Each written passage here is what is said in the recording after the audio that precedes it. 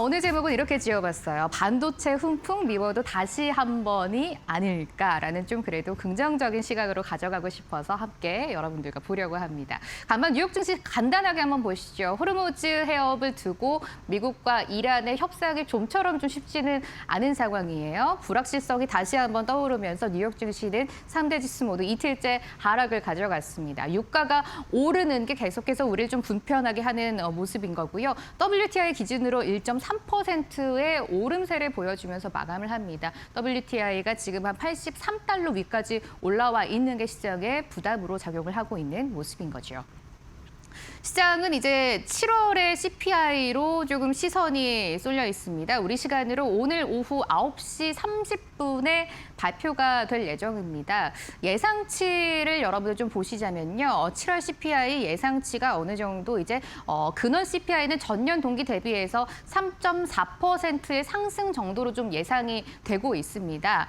CPI의 이 발표를 보시면서 여러분들이 이번 CPI 결과로 물가가 어느 정도 또 올라가고 있는지 그리고 만약에 결과치가 나왔을 때 예상치를 뛰어넘는 결과가 나온다면 금리 인상까지 다시 한번 고개를 들 수 있기 때문에 이 부분이 시장에 어떻게 좀 부담으로 작용할지도 오늘 밤에 나오는 지표 보셔야 되겠습니다. 오늘 CPI 발표가 나오고요. 내일은 이제 생산자 물가지수 PPI가 또 나옵니다. 이 부분까지 같이 보시면서 8월에는 없지만 9월에 또 있을 FOMC도 한번 주목을 해보시면 좋을 것 같습니다. 금값이 최근에 또 많이 올라가요. 지금 국제 금값이 온스당 4,400달러를 넘어섰습니다. 2개월 만에 최고 수준까지 다시 한번 올라와 있는 건데요. 금값이 최근에 좀 많이 하락을 하다가 다시금 반등을 또 몇 주간 주고 있습니다. 아무래도 지정학적 리스크가 불거지면서 이 부분이 안전자산인 금값으로 조금 탄력을 끌어올리고 있다라고 해석을 해볼 수가 있고요. 위험 회피가 이제 다시 한번 시장에 들어온 게 아닌가라는 우려의 목소리도 있었지만 시장을 뜯어보면 그렇지는 또 않았던 것 같습니다. 단연 이제 CPI 대기 모드라는 게 아무래도 시장에 상승 압력을 주기는 조금 어려웠지만 10년물 국채금리 그동안 우리를 조금 많이 우려하게 했던 10년물 국채금리가 소폭으로 하락했다는 점 그리고 나스닥 지수는 하락을 했지만 필라델피아 반도체 지수는 오히려 상승으로 마감을 했다. 그 안에서 마이크론, SK 하이닉스, ADR 같은 메모리주들 중심의 상승이 나왔다라는 점은 그래도 위험 회피가 아니라 어느 정도의 지표 발표 빅 이벤트를 앞두고 시장이 쉬어가는 흐름을 보였다라고 해석을 해볼 수가 있을 것 같습니다. 그래서 그런가요? 오늘 미국 증시 낙폭도 뭐 그렇게 컸던 건 아니고요. 또 국내 증시에 영향을 많이 미치는 메모리 업체들이 흐름이 괜찮았기 때문에 우리 시장 오늘 개장과 동시에 코스피가 2% 넘는 강세로 진행이 되고 있습니다. 미국 증시의 약세를 뚫고 지금 코스피가 잘 올라가는 상황, 삼성전자 위주로 지금 외국인들의 수급이 강하게 들어오고 있습니다. 하이닉스는 강세가 그렇게 또 크지는 않습니다만 그래도 빨간불을 유지해주고 있다라는 점은 긍정적으로 볼 수가 있겠습니다. 이 이야기를 매일 빼놓을 수가 없는 것 같아요. 오늘 다시 한번 또 자세하게 들여다보려고 합니다. 삼성전자와 하이닉스의 이 주주 환원이 매물을 전반적으로 반도체 그리고 AI주들의 투심을 좀 자극을 하고 있습니다. 지금 팽팽하게 맞서고 있는 게요. 주주 환원은 어쨌든 지금 이 메모리 업체들이 돈을 많이 벌어서 이 많이 번 것을 이제 나눠준다라는 의미에서 긍정적으로 주주 환원은 평가를 할 것이고 이게 또 외국인들의 투자를 다시 한번 불러일으킬 수 있을 것이다. 외국인들의 수급이 다시 이쪽으로 유입이 될 것이다라는 것은 긍정적인 평가로 볼 수가 있는데요. 또 반면에서는 이런 시각도 있습니다. 이런 우려 때문에 주가가 또 많이 지금 좀 흔들리고 있는 거라고 볼 수가 있죠. 아무래도 이제 앞으로 반도체 산업 갈 길이 워낙 멀기 때문에 반도체는 또 끊임없이 팹 투자를 해야 하는 종인데 이게 주주 환원을 하면서 현금을 많이 소진을 하면 탭을 새롭게 지을 수 있는 이런 여력이 사라지는 게 아닌가. 그래서 다른 기업들에 비해서 뒤처지는 게 아닐까라는 우려가 지금도 나와 있기 때문에 최근 몇 달 동안 주가가 많이 내려왔다라고 할 수 있는 그 해석의 부분입니다. 그래서 지금 가장 관전 포인트가 삼성전자와 하이닉스가 주주 환원과 시설 투자 사이에 균형을 잘 맞추는 게 가장 중요하다라는 것을 좀 보셔야 될 것 같아요. 일단 간밤에 하이닉스 ADR은 아까 말씀드렸던 것처럼 4.7%의 급등세를 보여줬습니다. 141달러까지 지금 올라오면서 마감을 지었고요. 다만 또 우려가 있는 게 아무래도 메모리의 이 피크아웃입니다. 사이클이 끝난 게 아닌가라는 우려인데 이거는 또 기업들이 장기 계약으로 돌파를 하고 있습니다. 하이닉스가 이미 10곳과 장기 계약을 맺었고 마이크론은 16곳과 장기 계약을 맺으면서 어제 저희 방송에서도 말씀을 드렸습니다만 아무래도 장기 계약을 하면서 앞으로의 메모리 사이클이 끝나고 실적이 급락하는 것을 조금 완충 역할을 해줄 수 있다라고 이 기업들이 자신감을 내비치고 있는 것이죠. 일각에서는 이런 말도 있습니다. 메모리 사이클이 끝난 게 아니라 이제 어느 정도의 성숙기에 접어들었다라고 또 보고 있고요. 이번 주주 환원을 통해서 다시 한번 사이클을 조금 끌어올릴 수 있을 것이다. 긍정적인 모멘텀이 될 것이다라고 또 표현을 하고 있기도 합니다. 다만 주주 환원이 조금 과도할 경우에 추가 팹 건설 축소 우려가 있다라는 건 앞에도 말씀을 드렸던 이야기고요. 과연 삼전 또 하이닉스가 주주 환원과 시설 투자 간의 균형을 어떻게 맞춰가면서 앞으로의 주가 그동안의 하락을 좀 딛고 반등할 수 있을지 보시면 좋을 것 같습니다. 건설주가 최근에 너무나 잘 갑니다. 오늘도 상승률 상단에 있는 게 금호건설 같은 종목들 어제에 이어서 추가 시세 나오고 있고요. 오늘 아무래도 건설 그리고 전선, 전기 이쪽으로 또 시세가 잘 붙습니다. 결국은 확장으로 해서 봤을 때 AI 이쪽의 모멘텀을 가져간다라고 보시면 될 것 같습니다. 건설주가 최근에 빅테크와 AI 데이터 센터를 협력한다라는 소식이 나와주면서 이런 모멘텀을 가져가고 최근에 시세가 굉장히 좋습니다. 8월만 해도 평균을 냈을 때 건설주들 한 15% 이상의 상승세를 현재 가져가고 있는 상황이죠. 일단 2분기의 실적이 너무나 좋았습니다. 2분기 실적 잘 나왔고 앞으로도 원전, AI 데이터 센터 수주 기대까지 이 세 가지의 모멘텀을 가져가고 있습니다. 결국은 원전과 AI 데이터 센터를 수주를 한다면 앞으로의 실적도 더 잘 나오지 않을까 이런 기대감이 지금 주가에 반영이 되고 있다라고 해석을 해볼 수가 있는 것이죠. 주택 쪽으로도 괜찮습니다. 신규 주택도 많이 또 증가를 하고 있고요. 분양가가 최근에 많이 올라가면서 경상 마진이 조금 확보가 됐다라는 것도 주가의 긍정적인 모멘텀으로 올라가고 있습니다.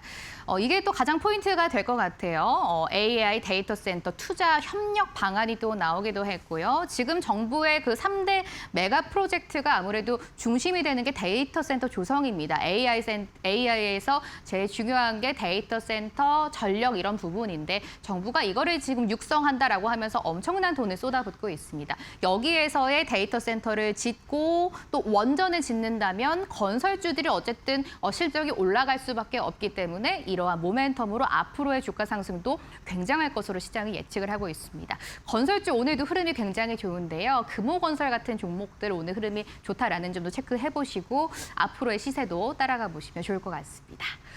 건설주 하나 보셨어요. 화장품이 최근에 또 너무나 잘 나가서 한번 보려고 합니다. 그 ODM 실적으로 증명을 하고 있습니다. 지금 8월에 이제 수출 증가세가 굉장히 많이 나오고 있다. 어제도 말씀을 좀 드렸었고요. 2분기 실적까지 잘 나오면서 화장품주들 끊임없이 또 올라가고 있는 상황입니다.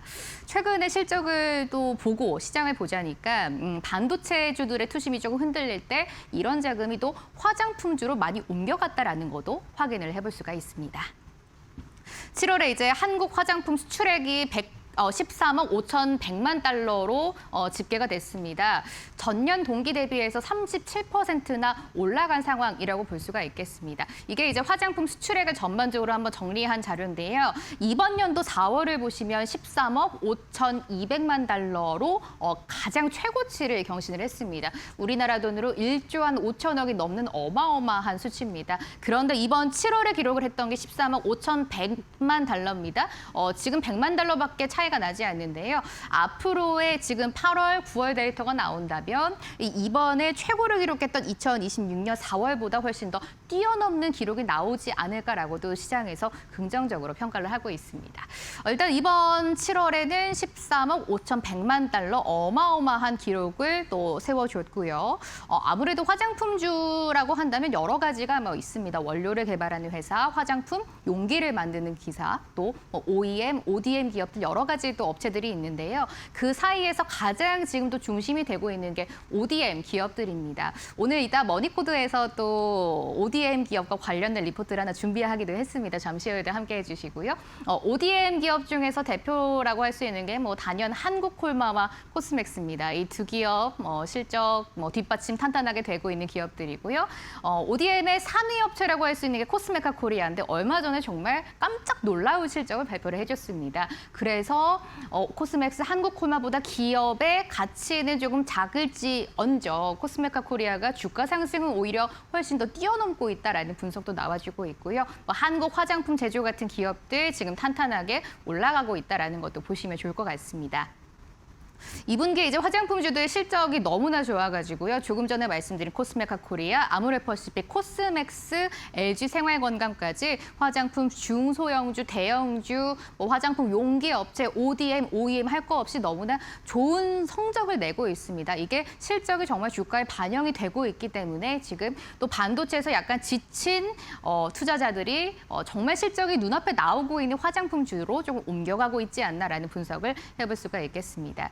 8월 12일입니다. 오늘이죠. 한국콜마 클래시스 실적 발표가 있는 날입니다. 특히 한국콜마의 실적이 어떻게 나올지, ODM 대장업체의 실적이 어떻게 나올지 관전 포인트로 보시면 좋을 것 같습니다. 이거는 오늘 좀 보셔야 되는 내용입니다. 오늘이 이제 디데이인데요. 정부가 이제 시장을 조금 활성화시키고 부실 기업들을 퇴치하기 위한 여러 가지의 방안을 이제 예전부터 내놓고 있었습니다. 그중에 이제 대표적인 게 상장 폐지 제도를 조금 강화하면서 이른바 동전주라고 하죠. 1,000원 미만의 가치를 가지고 있는 이 기업들을 이제 퇴출시키겠다라고 발표를 했습니다.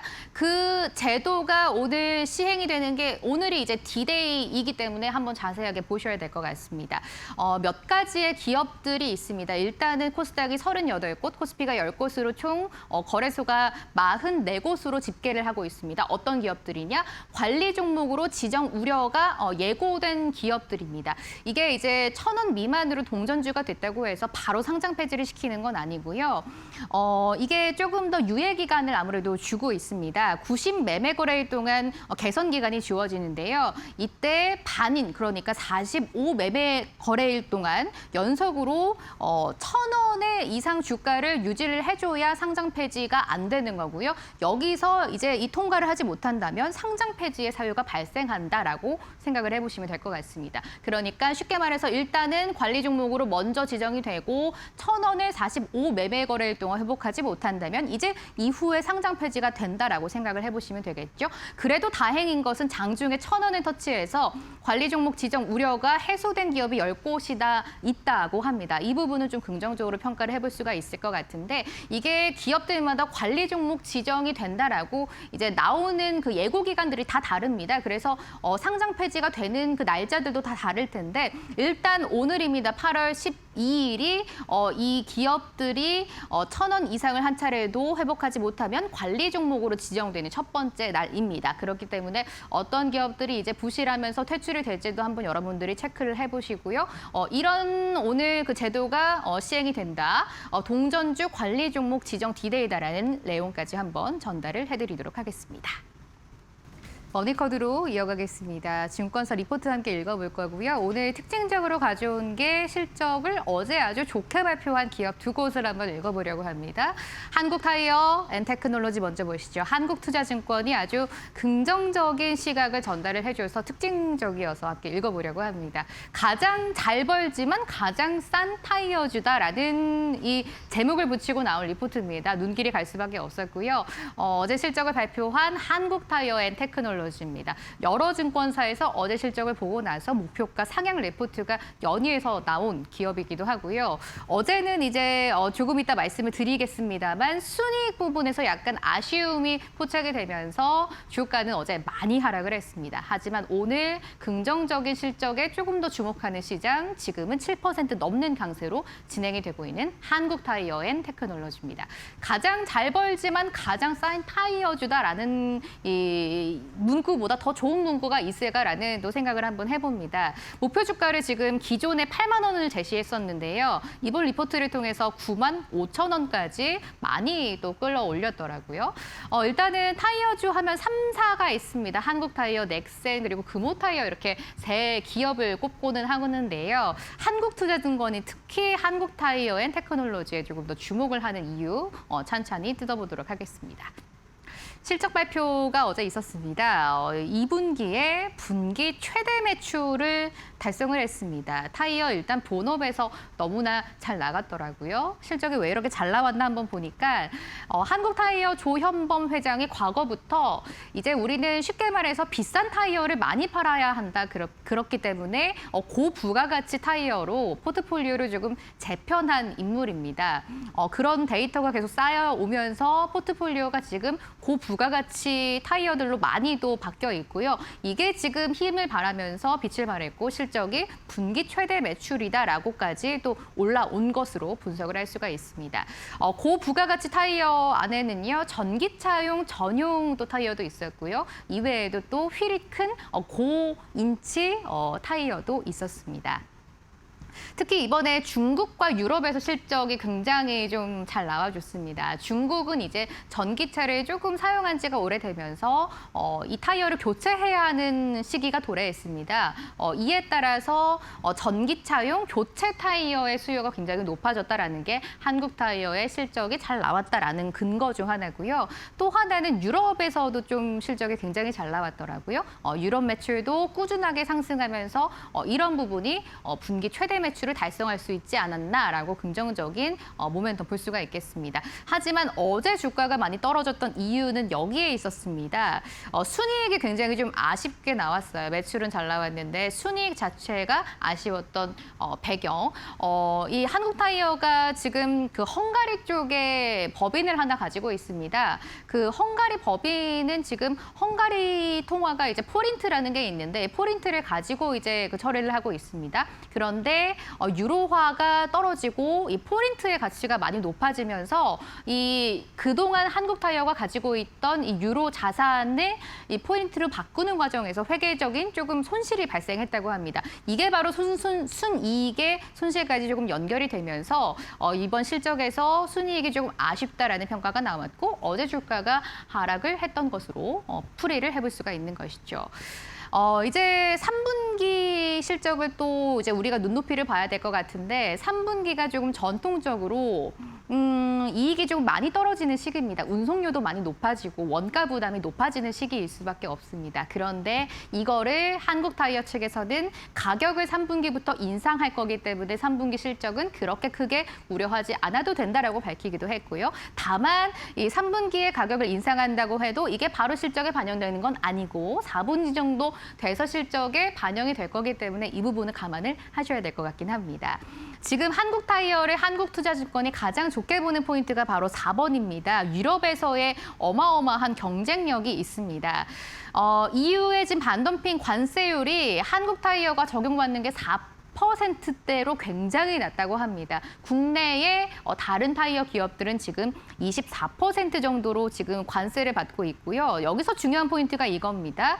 다른 또 중국 기업들은 무려 45%의 관세를 지금 EU에서 받고 있는데 이걸 한국 타이어가 4%까지 지금 낮춰놓은 상태이기 때문에 여기에서의 어마어마한 상승세가 앞으로도 계속될 것이고 지금 주가는 너무 저평가됐다라고 긍정적으로 평가를 하고 있습니다. 이번에 실적 너무나 잘 나왔습니다. 목표 주가 9만 5천 원까지 올려 잡았고요. 지금 주가가 7만 원대니까 이와 비교해서도 상승 여력은 많이 남아있는 상태입니다. 앞으로 한국타이어의 주가 어떻게 될지 함께 체크해 보시면 좋을 것 같습니다. 아까 예고드렸던 코스맥스 한번 간단하게 보겠습니다. 실적이 어제 장 마감 이후에 나왔는데 너무나 좋은 실적 나왔습니다. 2분기 성장 굉장히 좋았고요. 영업이익 모두 다 만족하는 이런 실적을 내놨습니다. 2분기에 지금 시장 컨센서스가 700억 정도 영업이익이었었는데요. 이거를 상회하는 737억까지 올려잡는 이런 좋은 실적이 나왔습니다. 이렇게만 봤을 때는 37억 정도밖에 상회를 안 했기 때문에 이게 그렇게 좋은 실적이라 이유라고 할 수 있을까? 오늘 주가가 이렇게 두 자릿수 급등세를 보이는 이유가 될 수 있지 않을까? 조금 더 의문을 가지시는 분들도 많으실 것 같은데요. 여기에 좀 주목을 하시면 좋을 것 같습니다.